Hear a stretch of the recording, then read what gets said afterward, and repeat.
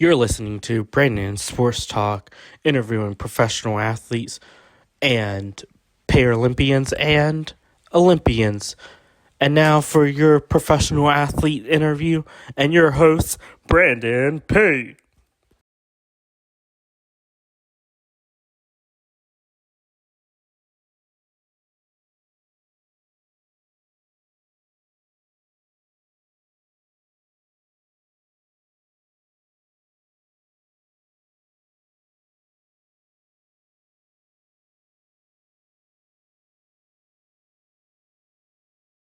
Welcome back to Brandon Sports Talk. In today's episode, I have the privilege of interviewing the Canada Olympian Judo athlete, Anna Lauren. How are you doing today? I'm good. Thank you, Brendan. How are you? I'm doing good. Can you talk about how you knew that you wanted to get started in competing in judo? Yes, actually, I didn't know that. I didn't really want to do judo at first. That was my dad's idea. I remember I was 8 years old and I used to be a gymnast. And my dad, he want my sister and I to learn how to defend ourselves. And he was a judoka as well in Cuba. All my family, my dad's side, practiced judo. So he want us to practice judo and know how to defend ourselves. So I started at 8 years old at Club Judo Verdun. It's actually when I did my first competition, then I fell in love with the sport. I lost, and I got second, and I wasn't very happy about that. I was very angry, and I told my friends, I was like, guys, this is not gonna happen again. I need to do it. And I don't know. I feel like I discovered the love for competition at that moment. What was that like getting started at such a young age of 8 in judo? Oh, I think honestly, when I look back, I think it was the best thing. I believe judo, well, in my case, for me, judo was more than just a sport. I think it's like a school of life in a certain way. And when you start young, you learn all the values of the sport and you get that discipline sometimes you miss in other areas of your life. It's a good thing I didn't. From my personal experience, I think my parents raised us very well, but I think judo was a really good complement for all that education. It gave us structure, it gave us discipline. So when you start at a young age, you start building those kinds of good habits, discipline at the end of the day. How was that like getting started and going into Canada's national program? Oh, I remember, I think I was like 14 years old, something like that. And when I was in the national team, I was very proud. Like that's the first word comes into my head. Like I remember being very proud and telling everyone, like my immediate entourage how proud, and I'm like, guys, I'm from the national team and this is it. I'm so close to my dream. And I felt proud because I felt like it was all the hard work was paying off. And for me to be able to train with the best of Canadian athlete, to be able to train with where like Nicola Gilt was there, and I was like, this is amazing. I'm with the best. I'm with the best. So I was very proud, to be honest. What was that feeling like getting to compete in 2014 for the World Championship? It was good. It was in 2014 in Miami. It was a Junior World Championship, and I won my first world medal. I got bronze. The previous year, I think I got 3 times fifth place, and I was so tired of always getting. I was always missing the podium for just so close. And in 2014, honestly, that day, I think it was one of the best day of my life because I was like, finally, I did it. Finally, I got the medal. I proved myself. Anna, you can do it with hard work. Keep working. Keep improving yourself with hard work. You can get farther. So that bronze medal was very an important achievement for me. In that same year of 2014, what was it like competing for the Commonwealth Games? Oh, Commonwealth Games. I also did Francophony Games, but in 2014, when I did the Commonwealth Games, it was quite a nice experience. It's like Olympic Games, but not as big as the Olympic Games. But to be able to see the opening ceremony and the other countries, and I don't know, I just really enjoyed the experience. I think it was for me another like step in my career. I got bronze also in that competition. It was very good. I got to fight with the best girls in my division, So for me, it was like a good way to test my level. And I'm very proud. Now that I look back, I'm capable to say, oh, I'm proud of what I did, because in the moment, when you lose, it's like, okay, you got bronze medal, but you're not that. I'm like, I wanted more, So you don't really take the time to appreciate what you accomplish. So it's more when I look back, but it was a really, really good experience. How was that experience like for you going to the Pan American Games after the Commonwealth Games? Pan Americans game, I didn't do the Pan American Games. I did Pan American Championship in 2015. It was April 2015. I lost. I was my goal for sure was my goal is always to make a podium. Gold medal is always my goal. And that day, the previous year, I was able to make a medal. And that year in 2015, I didn't perform as I expect, and I lost. I lost with Cubans, which is very hard for me. Sorry. So I didn't have any position, any medal. And the day after, it was the team event, and that was, I will say, quite historic, because the female teams we won first place. And I remember beating the Brazilian girl and us winning as a team. Also, it's one of my favorite competition and best memories. I don't think we ever did that before in Canada, to win the first place. So that was a proud moment for the female Canadian team. Of course, after the 2014 season, what was that journey like retiring from the sport of judo, and what did you do during that time of retirement before you came back into the sport? Yes. So I have to say I have a particular career, let's say it like that. In 2016, I stopped. In 2016, I did the national championship. And during that time, honestly, Brandon, I'm like, it was the lowest time in my life. But I was like, Anna, you need to find something to do. Because ultimately, I knew I will not stop judo. I was like, if I stop, I feel like pursuing and work, because I need to come back and try to do the Olympic Games, which is my dream. So that's what I did. And I trained at TriStar at the time. And I started fighting with, all those MMA guys and boxing guys and wrestling. So I started doing jiu-jitsu and, stay active. So after 2 years, I came back in 2017. And I did, again, the national championship competition in Germany and the world championship in 2017 in Budapest. That was very good. I honestly, when I look back now, I was like, okay, I think I did well. I lost. To be honest, I lost. I won my first fight and I lose my second. But overall, when I think about I think I deliver a good fight, and we also fight on the team event. By the way, I really think Canadian team, when we participate in team competition, we're really strong. I think we're really strong as a team, and we got 5th place. But I'm like, ultimately, I do think we have good athletes to make the whole team. So yeah, I did the 2017 championship, world championship, and after that, again, when I'm telling you, I have a really weird career and particular path, it's not over yet. Okay, so in 2017, I had a concussion. It was my 5th concussion in my entire judo career, and I stopped judo. Many doctors told me, Anna, you should stop doing any contact sport because you're more at risk than others, because you already have many concussions. And that's what I did.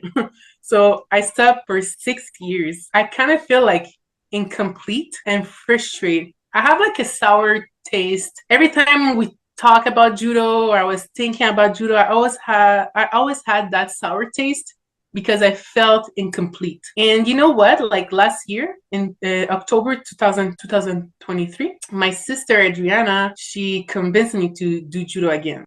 We know the reason why I stopped doing it, but we also knew there was a chance for me to qualify to the Paris 2024 Olympic Games through the through the team competition. And honestly, at first I wasn't so sure. I was like, how am I gonna do this? It's like I stopped for so long. It's very hard, like with everything happened before, just to be back to that world when I tried to build myself a life other than just judo. But like I think somehow I had it inside of me, and I always dream about that. The first time I dream about going to the Olympic, it's when I saw Nicolas Gill coming to my dojo club in Verdun, and I saw how people were very excited to see him and talk to him, and I had myself the chance to talk to him, and he promoted me to my next belt, which was like a green belt at the time. So I was very inspired, and I was like, oh, I want to be like him. So in 2023, when I start again, I felt like maybe I still had that inside. And honestly, I think there's nothing more beautiful than dream. And I think the dream was still alive. So I started doing judo again.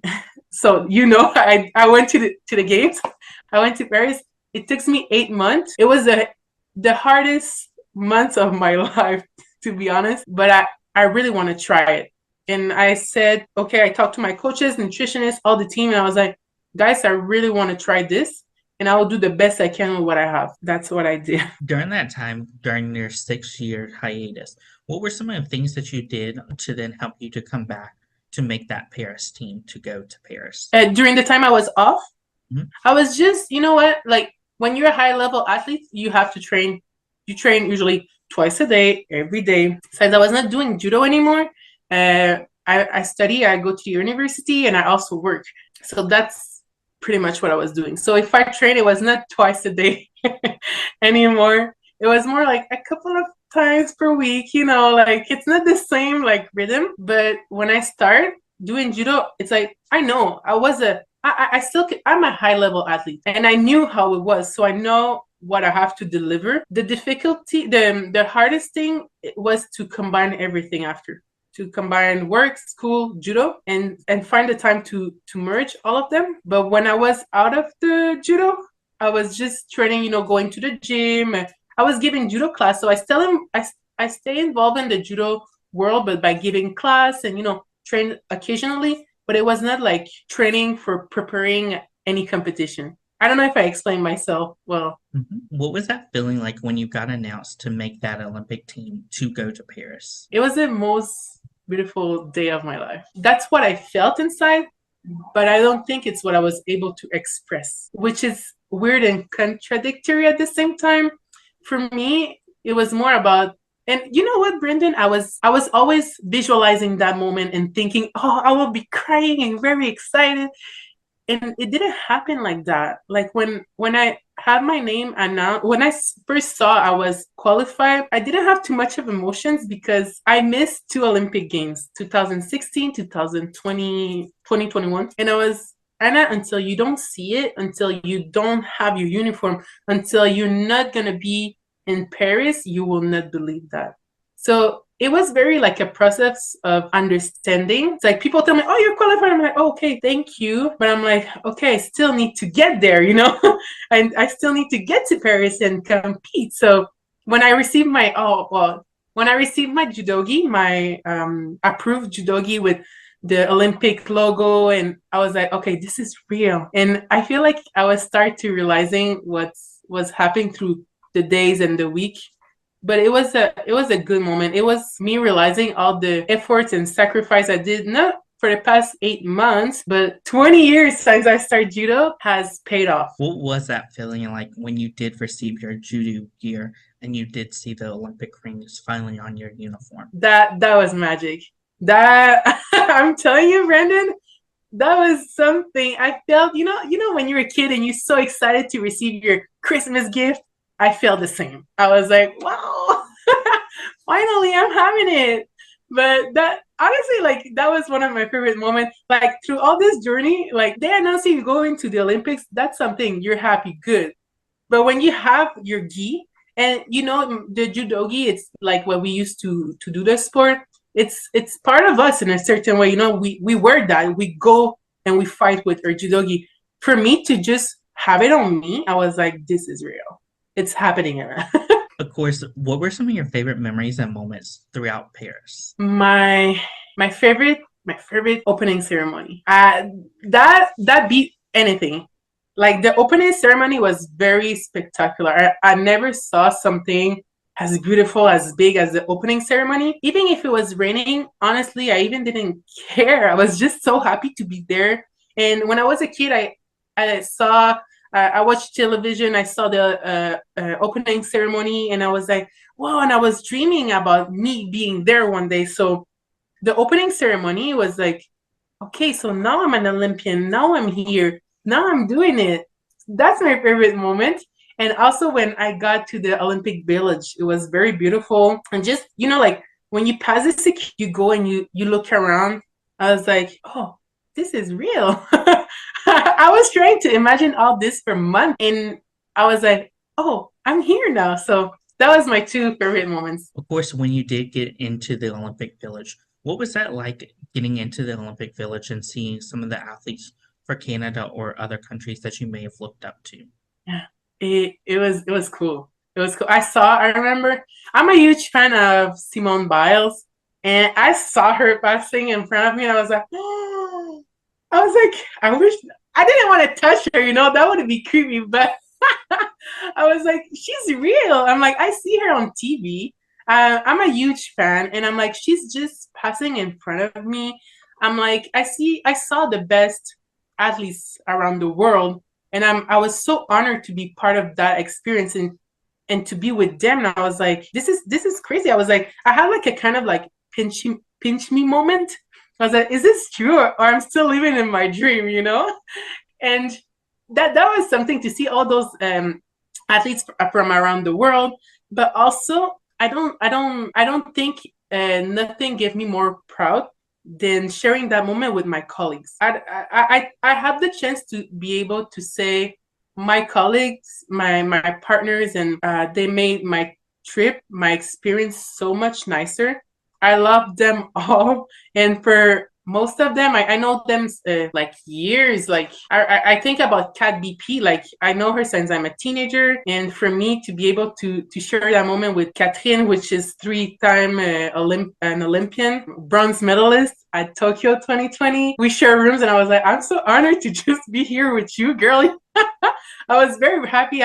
I saw Shadi, Arthur, like the sisters, the Gucci sisters, Francois. It was amazing to be with that team. As an Olympian, what was that experience like getting to trade those Olympic pins throughout the village with other Olympians? It was very fun. It was very fun. I feel everybody was so nice. Everyone want to exchange pins.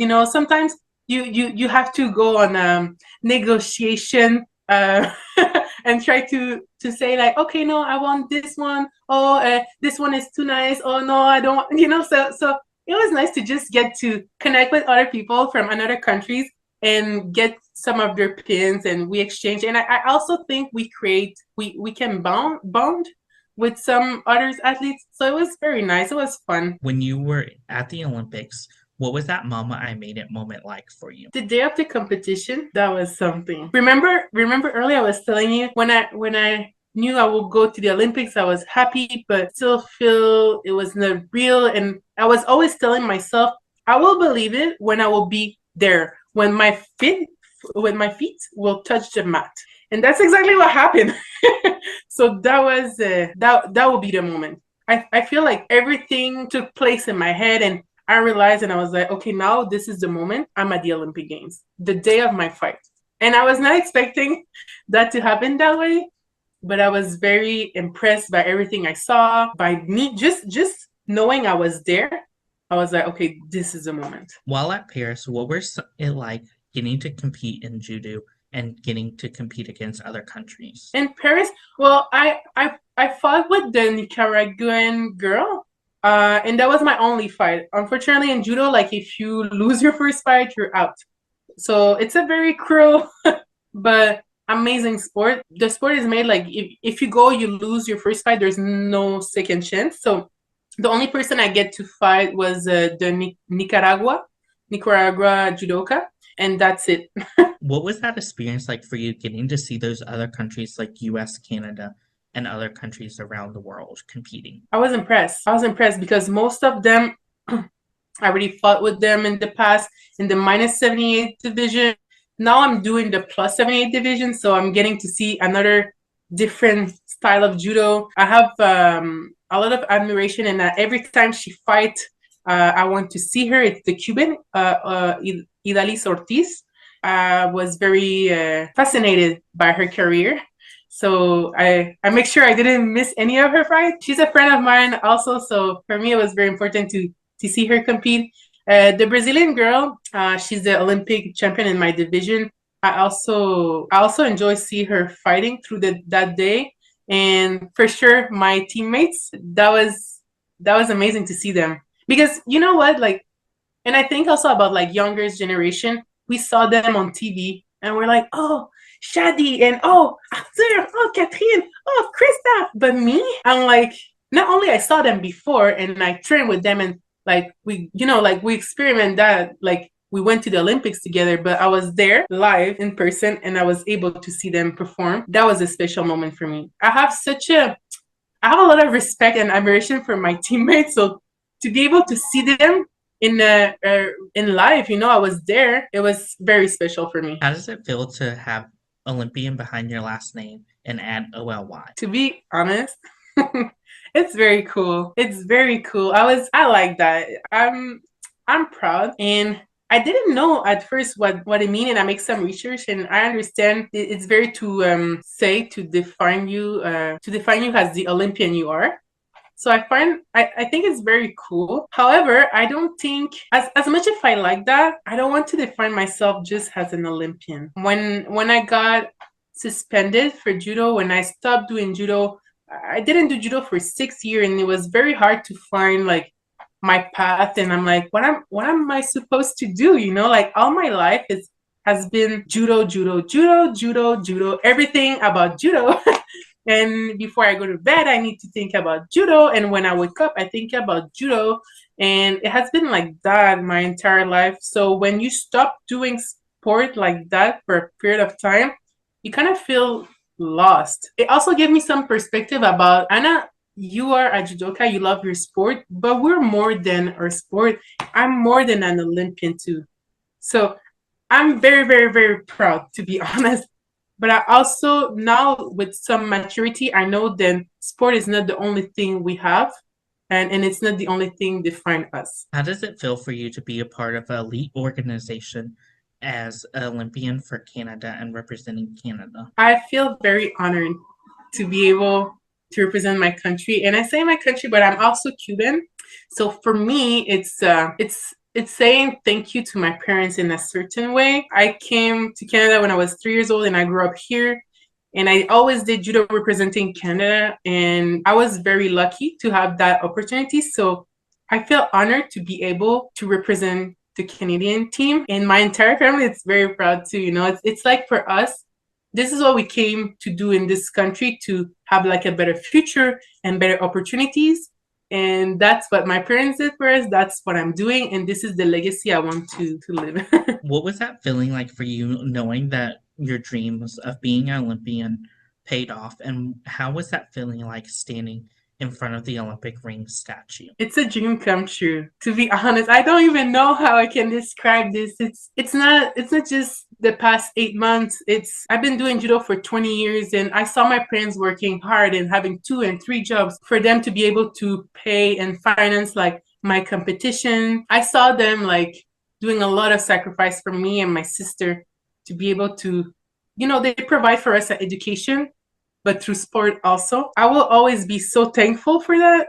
So being in front of the Olympic rings, I always say like, oh, I'm doing it for me. I really need to do this for me, and I'm trying to qualify to the games for me. But to be honest, it's not just for me. It's for my family, my parents, my sister. It's not about myself anymore. Yes, it is, but it's also for my family, because I think none of this would be possible without my family, without my coaches, my entourage, my friends. So it's a team achievement. What was that feeling like for you, getting to meet your fans and having them ask for your autographs and photos with you? That was cool. I felt like a superstar. No, honestly, I really think like I like when people come to you, want to have a discussion and ask you for a picture, autograph, and I'm always so pleased to do that with them. And it's always like a fun moment. And I'm I'm grateful they take the moment to make me feel that way because they are the one make us feel special. It's I think it's a give situation. You give them something, they're really happy, but they also give you so much love and admiration and appreciation. And for that, I will always be so grateful. I honestly felt like a superstar. I was like, oh, sure, let me sign this for you. Of course, what was that feeling like first putting the OLY behind your last name after your autograph? To be honest, I didn't do that yet. I haven't done that yet. It's a I don't know. It's like I heard about like, oh, we can do that, but it never occurs me to do it. I always just sign my name and my division and that's it. I don't know how I feel. I don't know. I don't know what I'm gonna do. I know we can do it, but I haven't done that yet. What was that feeling like for you after you came back home and you received your Olympic rings, knowing that all your hard work paid off? Oh, I haven't received my Olympic ring yet. But I know we're supposed to receive one, but I haven't received it yet. What will that feeling feel like for you to unbox that box to see your Olympic ring? It'll be like I will be looking at my ring and I'll be like, I did it. That's the only thing I can think. I'm like, you received that ring, and I'll be like, I'm an Olympian now. And you know what? When I came back from the games, the week after, I was reflecting, and I'm still reflecting. That's a lot of emotion. And I was thinking, okay, what am I supposed to do now? What's next? And I was just thinking about all the memories and everything. And the first thing came into my head was like, oh, but Anna, now you're an Olympian. I was like, oh, it's true. So the ring will just remember me every day. Then I will forever be an Olympian. And that's such a good and sweet feeling, to be honest. It's like, oof, I can breathe now. I'm like, all the stress, it's over. I did what I had to do. I'm an Olympian now. For you, what does it mean for you to be a minority athlete and get to represent a minority community at the Olympics? Yes, I'm very proud. I'm very proud. And now that you say minority, this is what I wish to do for next generation. I always grew up always being the only Black person in the room, in the school class. In the judo, it was me and my sister. Kind of felt like a lot of pressure to perform because I really want to fit in. And I didn't have any role model, really. I could look up and be like, oh, she looked like me. The only person my sister and we had growing up was the Williams sister in tennis. We dreamed to be like her, like Serena Williams and Venus Williams. We're like, oh, we're two sisters. We can do like that, like they're champion. They're really good. They're strong. And we really want to become like the Williams sister. So I hope I can inspire next generation and also minorities. And I wish there can be more minorities, athletes, and high level sport like that. We can inspire those didn't have any model. But to be honest, I'm proud. I'm proud for me. I'm proud for my family, the community. I want to be a good example and inspire next generation. What was that like getting to compete alongside some of your teammates? My teammates. It's when I think about the Olympics, it's for sure like one of my favorite things to think about or just to appreciate. My experience wouldn't be the best without all of them. I'm very thankful I had the chance to train with them, compete, because to go to the Olympics, I did many competitions before, just to go to those competitions and ultimately to end up being at the Olympic Games with them. They're amazing judoka, amazing athletes, sorry, but they're also amazing person. And that's what made my experience so much better, like to have that kind of bond with them. And I wouldn't change that for anything. I'm very lucky. I'm a lucky person, to be honest. Who are some of the influential people in your career that have shaped you into the athlete that you are today? You know what? I always say my dad, my family, my sister, my coaches, but I don't mention, there's one coach in particular I don't mention too much, and it's my current coach from my dojo, Boucherville, Faisal. He's someone like really shaped all my mindset. He is behind a lot of maturity gain. He's not just a coach. He is for me like a father, like he's my third parent. We have two parents usually. He's my third one. I spent so much time with him growing up. Well, not growing up, but like when I was a teenager, I went to a school where you practice sport. It's called sport études. I spent a lot of time doing judo. It was like I did school until noon, and then I lunched, and then I did judo, and then I had a break, and then I did judo again. So I was a lot of time with that coach, and he teach me so much. He knew me as and I think a lot of coaches should do that. You need to know the person behind the athlete, and he knew me very well, and that works a lot in a good way for me. So I think he's a really how can I say this? He pushed me and he trusts me when I didn't trust myself, and he believed in me when I didn't, and he helped me shape my confidence, and he gave me perspective about like me as a persona, like and me as a judoka. And without him, I don't think I would be done none of this. I will say like he's the fundamental of my career. So yeah, I have a lot of respect for that man, and all the kids, all the athletes having him as a coach, they're very lucky. What would you tell your younger self now, knowing that you're Olympian? That 9 years old Anna Laura, she's looking at me at 28 years old with so much admiration, and I think this is the thing I'm the most proud. I dream about this my entire life. She's looking at her like, wow, you did it. I'm like, you achieved your dream. She's very proud.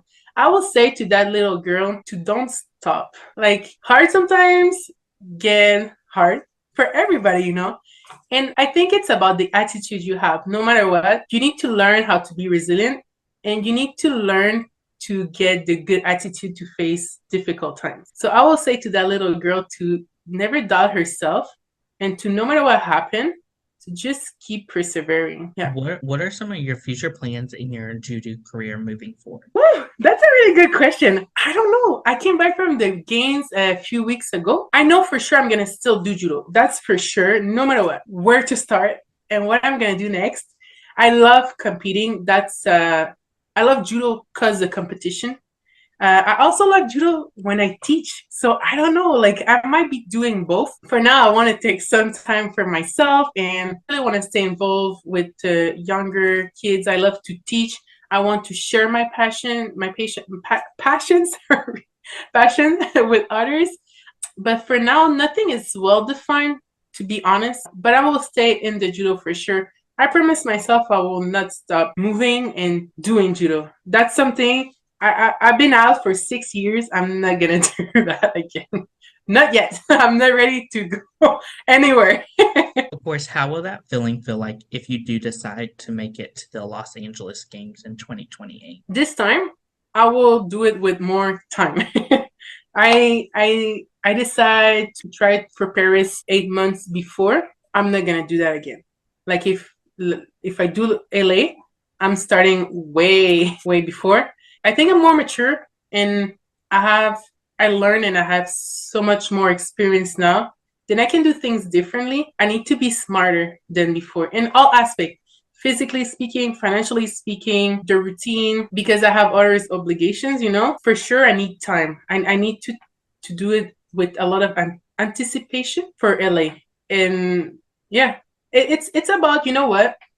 It's all about structure. It's all about having a good organization and a good structure. I truly believe with a good structure, you go far. So I need to set a plan for LA 2028, and I'm just going to follow it and hope everything will work. If I do it. What advice would you give those future athletes out there looking to get started in the sport of judo? If you want to start judo, you need to know it's a hard sport, okay?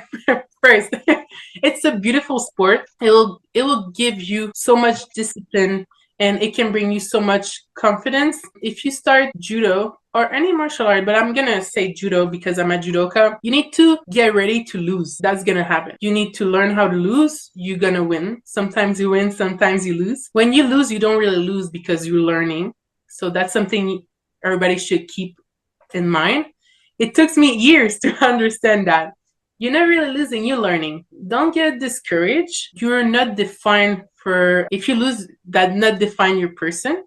So keep pushing and persevering. And most important, be resilient. When things don't go your way, it's okay. Like, it's gonna happen sometimes, Nothing is always like on a straight line. So it's gonna be like that, but you need to be able to face any difficult moment. And I think that's the right attitude as an athlete, as a judoka, as an athlete, as a person in every aspect of your life, pretty much. What advice would you give those first-time Olympians, such as yourself, that just competed for the Olympics? I will say live in the present moment. Yeah, be patient first. I'm always telling that to myself. I'm not a patient person. We need to be patient, but as an Olympian, when you're there, live in the moment. Do not overthink too much about what's next. That's a big mistake, because when you do that, you're not living your moment, and then you will have regrets. So that's the best advice I can give. It's like, live in the present moment. That's great advice. Where can my listeners find you at on social media? Yeah, they can find me on Instagram. It's AnnaLaura_Judo. On TikTok, it's AnnaLaura._Judo. Yeah, they can find me like that. Thank you again, Anna Laura, for your interview, and best of luck in your future as a Canada Judo Olympian athlete. Thank you. Thank you very much. Thank you. You can find Brandon Sports Talk on Instagram at Brandon Sports Talk, Twitter at Talk_Brandon, and you can find me on YouTube at Brandon Sports Talk. Don't forget to like, comment, and subscribe. Thank you again, Anna Laura, for your interview, and best of luck in your future. Thank you. You've been watching Brandon Sports Talk. Please feel free to like, share, and subscribe to Brandon Sports Talk on social media and on YouTube.